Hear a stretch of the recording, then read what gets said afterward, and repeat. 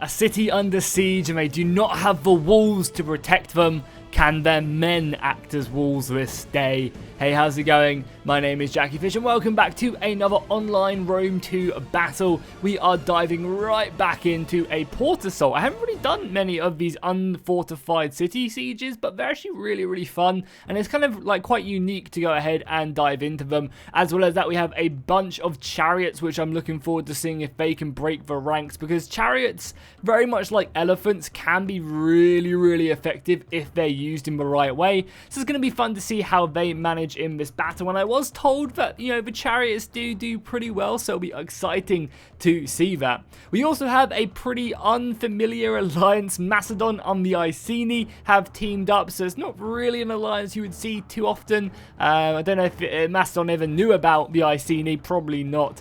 And then defending the city, we do have the forces of Egypt and the kingdom of 420 Kush. So, you know, this is an alliance we could definitely see in history. Macedon are, you know, bringing the standard units. They've got a lot of these Furious swordsmen, obviously such a deadly unit on the battlefield. Late game Macedon is pretty goddamn scary. Backing them up, we have some of the best archers in the game, the Cretan archers, definitely again a deadly force. And then on the left flank, we do have the companion cavalry, again some of the best horses in the game. Man, Macedon really are a super strong faction. Then over for the Iceni, we've already seen that they do have them 2 units of chariots there. They've got another unit or 2 over on their main body of the infantry. On their front line here, they do have some chosen sword bands, so again a pretty decent heavy infantry unit. They've got the I can't remember what this armor type is called. It begins with an L, but they've got these late game armor on, so you know they're gonna be pretty well defended.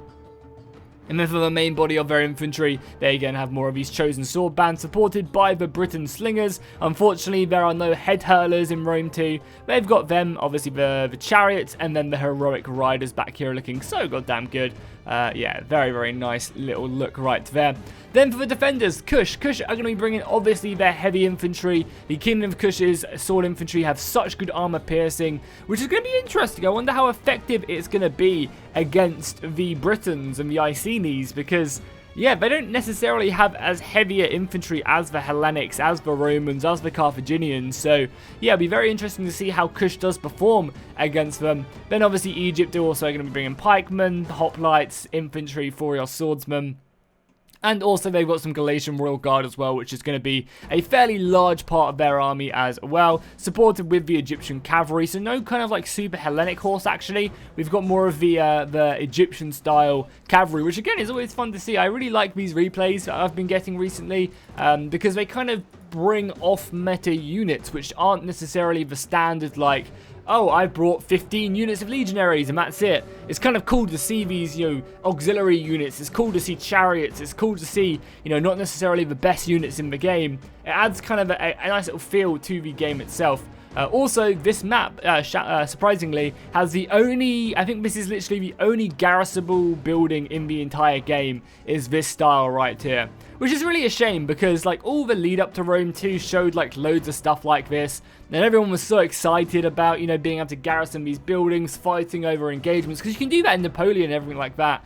And obviously, you know, Rome 2's launch goes down in history. It's probably one of, no, definitely the worst launch in Total War history, for sure. It was just such an absolute mess. And even 19 patches later, there's still a lot of questionable stuff. But anyway, we are diving into this battle. I won't harp on that too long. I could talk all day, but we'll just dive into a battle. So Britain is going to be charging forward, or the Iceni are going to be moving forward, getting their slingers into range of the more valuable units back here, which are maybe a little bit more lightly armored and can get picked apart by the superior British slings, or Iceni slings, sorry. I will try and not make that mistake. The Egyptians are going to be opening up a volley, I believe, with their mercenary Cretan archers. However, I think they're going to be taking a volley to themselves pretty soon. Yeah, look at that. Cretan archers versus Cretan archers.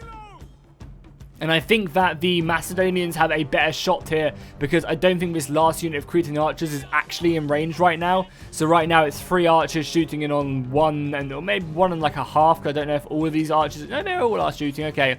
But either way, Macedon have a 3 archer advantage here in this engagement, and it's already proving, yeah, pretty good payback for them. Infantry moving around the right flank, infantry pouring into this flank. But the Egyptians have set up a very nice little counter-attack right here. That's exactly what you want to do. You know, you want to force the Macedonians in and then obviously hit them from multiple sides. Macedon can try and create like a nice little battle wedge here if they want to, if they're playing smart to try and prevent this. But still a nice setup there by the Egyptian defense. They have actually already smashed through the chariots. Wow, the chariots already going in and not stopping. This is exactly how you want to use chariots to get in on the back line. I mean, if I was the defenders, I'd be hitting these chariots with missiles and cavalry as quickly as possible, and that's exactly what the desert cavalry from Kush are going to be doing. Just try and tie them down. But I mean, for the most part, these chariots have caused mayhem in the front line, and now the infantry is going to come flying in. This is such a good setup. Throwing in them javelins, the infantry is completely disrupted, and now the swords are going to come flying in. A very nice strategy there by the Iceni player, because you don't necessarily want your chariots to be the ones, racking up the hundreds of kills, even though they effectively can. They're using them just to disrupt the front line, so then they can push in and keep on attacking the enemy line. This just means the infantry can get in a lot more effectively. Another chariot charge coming in as well. It's going to be somewhat blunted by their own units, but even still, they're fighting their way through, and these chariots are being really, really effective. Even though they are going to be going down, they've got 188 kills, and for chariots, that's pretty impressive. And they've basically completely opened up this entire section of the wall, and I think the chariots are immediately going to be going after some archers back there. I assume that these slave slingers are going to be shooting at the chariots. I don't know if they're in range, actually. They might be shooting very soon, but as you can see, now that they're in range here, yeah, there you go. But I mean, the chariots are going to do the damage, right? Even if they take a sling volley, they're going to be ripping through the back of these slingers, and all of a sudden, the slingers are in a hard position. The chariots is going to keep on going by racking up kills. Wow, that's a really effective move by that chariot unit. Can we see how many kills it got? Almost 300 kills. That's, yeah, pretty disgusting. And as I said, the Macedonian player is playing smart. He's not allowing these Furios swordsmen to try and get an envelopment on any of these swordsmen. He's diving in and he is attacking this defensive shield wall, basically creating a wedge, like I said, so they can't be outflanked. And now more reinforcements can make their way into the city, and obviously quickly try and find any gaps that are going to be assaulted, and obviously push in. So like finding this gap right here would be very good. But the Egyptian player has set up a very nice little crossfire here with his mercenary Cretan archers. You can see that they're shooting directly into the back of these Furious swordsmen. I guess this is probably what the plan was from the Egyptian player. He's in shield wall, he's in a very strong defensive position, and then just to hammer these guys in the back with all the Cretan archers who have obviously very deadly arrows. Wouldn't be surprised if we saw these Macedonians throw their javelins and then make their way through this gap. Again, they need to be careful because they'll be taking a volley from these Furios swordsmen as both sides commit more and more men. Oh my god, the Iceni cavalry have made it round, and they're going to rear charge. How the hell did the Iceni cavalry make it in? I guess this deployment is very depleted, and again, more Iceni chariots pushing in, and the desert cavalry is playing kind of catch up. And there's, oh, there's Egyptian. For a second I thought there's Iceni infantry here. I mean, the Iceni infantry are about to breach and clear this house really quickly. Yeah, that is devastating, and I think that's going to push back a large portion of the defense. If I was these Kush infantry, I'd probably fall back now, because you're going to quite quickly get overrun. They're putting up a very good fight round here, though, with the support of their cavalry rear charging. They're going to be breaking some of these chosen band swordsmen and repelling the assault on this side. But the chariots are still just running interference, mayhem in the back lines. And that's really, really impressive. I think these swordsmen are trying to get up here, but they're bugging out. Trying to get up these stairs, and it's just not allowing them to do so. And now the Kush infantry can really get stuck into close quarter combat. This is obviously what they're designed for, with their awesome looking curved blades.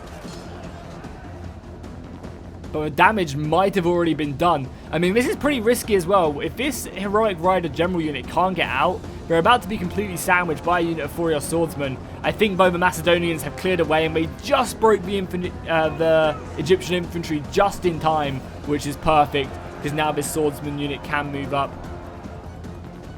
The rest of the Cretan archers are falling back. Over on this side, we've got a pretty lowly defense.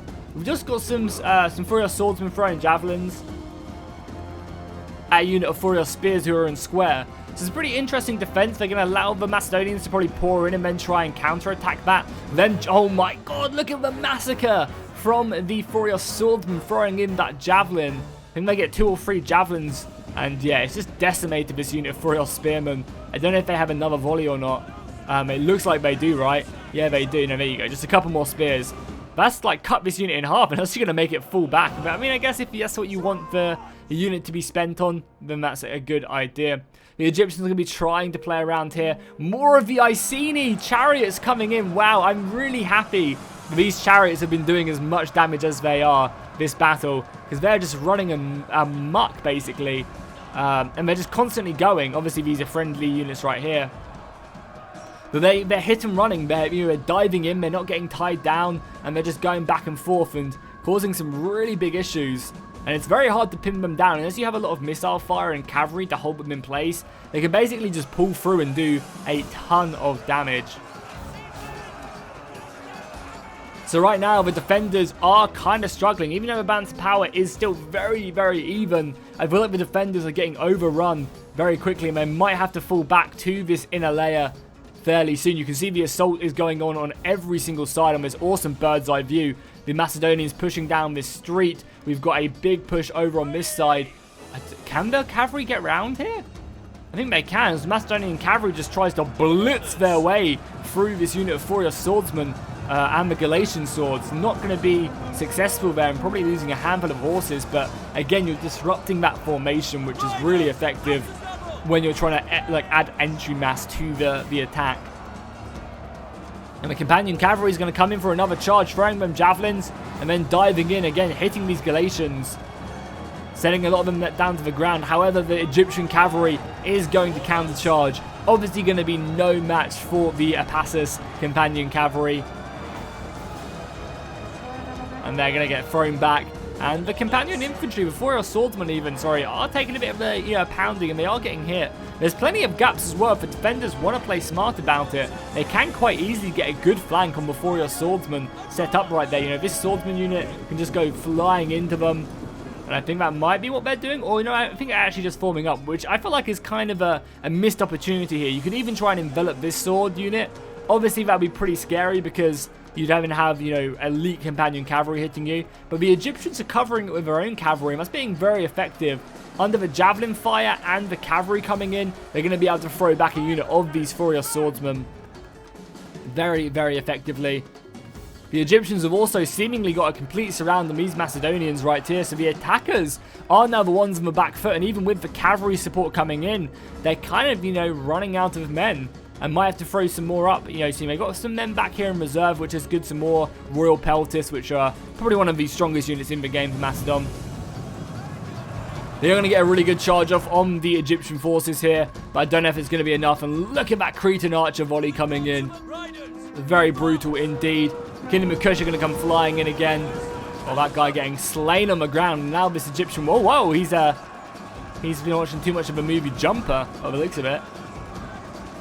The Egyptian pikemen have seemingly already been, the Kush pikemen have seemingly already been enveloped here, which is not too good as cavalry continues to run amok. The Iceni have, though, made amazing progress on this right flank, getting plenty of men all the way through, and now that they can, move over to attack the Egyptians. So it seems like the assault is going really well on the Iceni side, but it's kind of struggling on the Macedonian side of things. And I think that's what we saw, Kingdom of Kush have a very good roster, but they've got a very good armor-piercing army. And even though the Iceni probably have some decent armor, it's not going to be as much as the Greeks. I mean, 75 armor is actually pretty high. If we compare that to, I don't know, like Furious swords, or the cavalry's a little bit lower. Yeah, they have the same armor as actually Furious swords, so kind of ignore me. I guess I'm not really making much sense. But either way, the Iceni have done a great job with the constant harassment with their chariots. They've broken through this defense, and now they can quickly move over to help their Macedonian allies, which are kind of struggling. And yeah, they completely wrapped up this flank as well. Then pikemen just got outmaneuvered, unfortunately. And the Iceni are ripping through this position. And yeah, the sooner the better. I mean, even if I was maybe the Iceni, I'd quickly dispatch a unit all the way around here and try and help out my Macedonian ally as soon as physically possible, because yeah, as you can see, he has been enveloped pretty heavily, and it looks like the Macedonian assault on this right hand side has been completely snuffed out by the Egyptians, so good play by them. We do have the Kush Royal Cavalry as well looking for blood. I mean, it might be a good idea for the Macedonians just to try and keep as much pressure on this flank and that could allow the Iceni to make a lot of progress, because right now the Iceni are pouring in a lot of their army, or basically their entire army, into this port assault, looking for damage, and is forcing the Egyptians back. So maybe it'd be a good idea to try and catch them in their tracks, if that makes sense. Stop them. If you had like infantry still charging in here, they'd have to deploy more and more men to defend this area, meaning they wouldn't be able to plug all the gaps that are suddenly showing as the Iceni pour in. And they still have some chariots left as well. Let's see how many kills these chariots have. 130 on them. Is that the same unit? I think that's the same unit. And 452 on this chariot. Wow. This is how you use chariots, ladies and gentlemen. They have some cavalry. I mean, who needs cavalry when the chariots can break through? I guess the thin lines, unless you're on like a shield wall, you just kind of get smashed away by the chariots. And if you keep on moving them, and you look at that, the chariots are still going in, causing mayhem against the general. And this is a fun choice for the general unit for the Egyptians. Bringing a unit of axemen is, you basically never see that. Obviously, it's much cheaper, but you still never see an axeman unit like this, because they're just lightly armored. So I mean, shout out to the player for bringing them. It's always fun. Macedonians throwing in basically everything they've got now.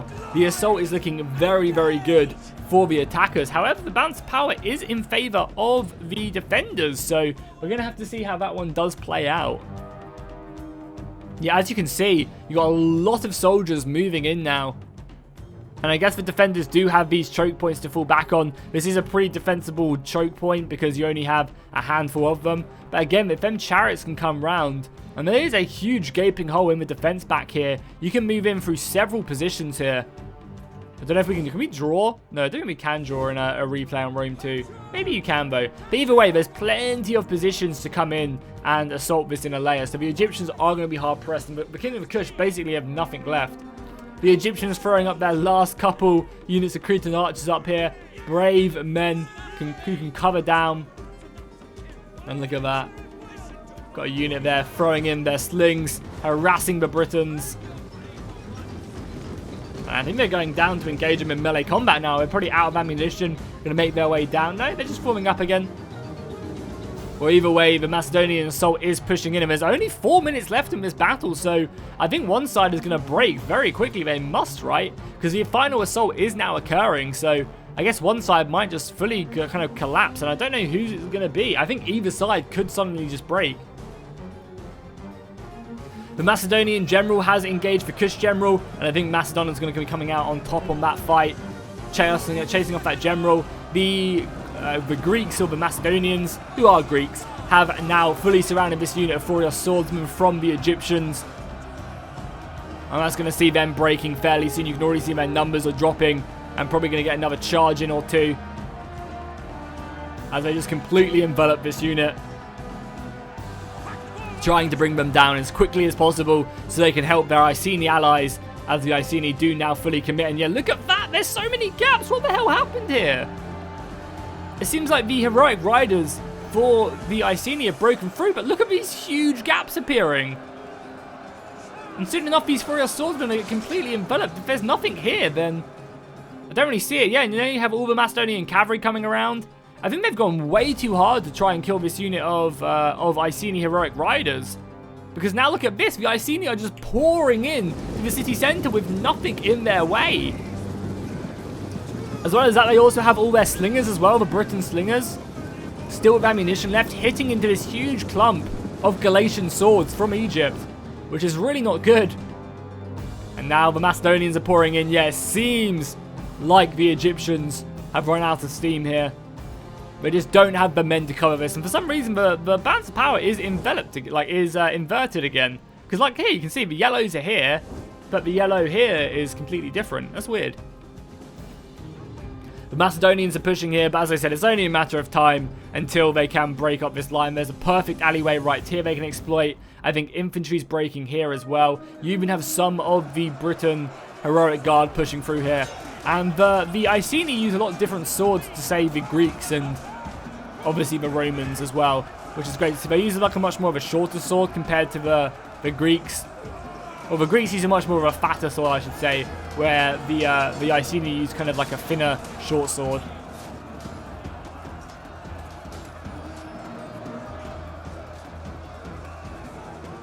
On the right flank as well, they're pushing hard, and this just opens up perfectly for a rear charge. The Kush general is still somehow alive, but the rest of the Macedonian forces are pushed in now. More reinforcements on the way. You actually have some of the Royal Peltists. Must have thrown off a couple shots before diving in. But, don't let the Peltist part of their name confuse you. Royal Peltists are a very strong unit, and they're going to be completely enveloping this unit with more reinforcements left to come. The Iceni are being repelled here by the Egyptian Galatian swords. The Galatian swords are very strong infantry. I think they're tier 3 heavy infantry, so it's a very decent unit to have. They've been thrown in here and they're busy fighting the Iceni, but I think the envelopment is just going to go down. Even though the Egyptians have got some men around there, the Macedonians have got their general in rear charging a unit of the Galatian Royal Guard, and we're going to see their numbers drop very fast when the casualties start to apply. Yeah, look at that. They already lost 10, 15 men, allowing the Royal Pelters to get further and further into their formation. And basically, this companion cavalry can just have a ball right now, running from place to place, rear charging, hammer and anviling, routing units left, right, and center. And like that, you can already see the Egyptian army is very close to breaking, and we are just going to get a mass rout occurring, and the attackers are going to be able to take this city. So big shout out to the guys who sent this battle in. I really appreciate it. Please keep sending me more battles like this with interesting scenarios, giving me kind of like cool battle formations and stuff. It's really fun to watch. And obviously, if you guys want to keep on seeing these Rome 2 battles, whether it's sieges, land battles, scenarios, do let me know in the comments down below, and obviously by dropping a like. I really want to see how many kills the chariots ended up getting though, because they were just, yeah, look at that. The kills on the Iceni, over 2,400. That's insane compared to everyone else's kills.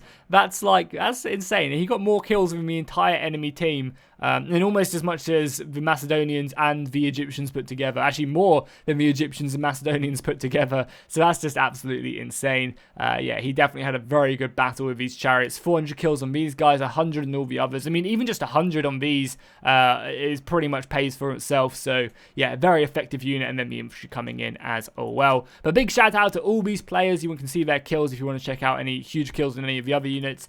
Big shout out to all the players. Thank you very much for the replays, and I'll see you guys in the next one.